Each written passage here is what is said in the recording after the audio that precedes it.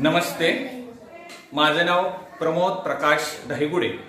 माझ्या शाळेचे नाव जिल्हा परिषद प्राथमिक शाळा खळद, तालुका पुरंदर, जिल्हा पुणे। मागच्या वर्षी आमचं मूल्यवर्धनचं प्रशिक्षण झालं। आम्ही आमच्या शाळेच्या परिसरात विविध प्रकारच्या झाडांचं लागवड केलेली आहे।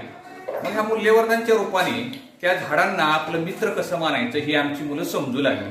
आमच्या शालेय परिसरात सर्व झाडांना खूप फुलं येतात, मात्र एक सुद्धा मूल आमचं त्या फुलाला तोडत नाही, कारण मूल्यवर्धनच्या रूपाने हे मूल्य त्यांच्या मनात रुजलेलं आहे की झाडाची फुलं ही झाडावरच खूप सुंदर दिसतात।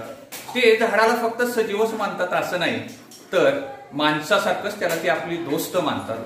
त्याला खत देणं, त्याला पाणी देणं, त्याच्यातलं गवत काढणं आणि त्याच्याकडे सतत पाहत राहणं, त्याच्यावर कुठले पक्षी येतात त्याचं निरीक्षण करणं आणि एक प्रकारे नजरेची आणि संवादाची भाषा आमची मुलं त्या झाडांसोबत करत असतात। मला वाटतंय की झाडाला माणूस मानणं, त्याला आपला मित्र मानणं आणि त्याच्या रूपानं त्याचं संवर्धन करणं, जतन करणं हे पर्यावरणाच्या दृष्टीने अतिशय महत्त्वाचं असणारी गोष्ट आमची मुलं करत आहेत। मला वाटतंय की हे जे मूल्य त्यांच्या मनात जे रुजतंय ते भविष्यातील एक सुजाण नागरिक म्हणून परिसरातील पर्यावरणाचं रक्षण करण्यासाठी खूपच उपयोगी होत आहे।